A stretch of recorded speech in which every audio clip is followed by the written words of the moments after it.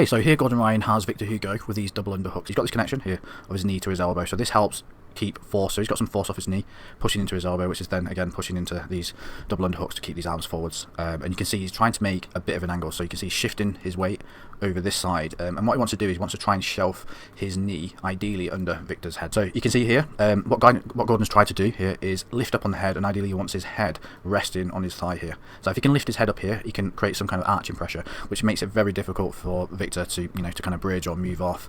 And he's also very tight under here. He's got a lot of wedging going on with all these different grips that he's going. So you've got the wedging from the head under here, you've got wedging here, wedging here. He's going to have his feet on the hips. There's a lot of connections made there.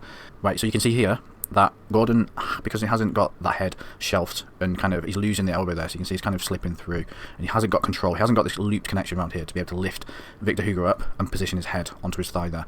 So immediately Victor's slipping out, so he's sliding. Victor's trying to slide through this gap here.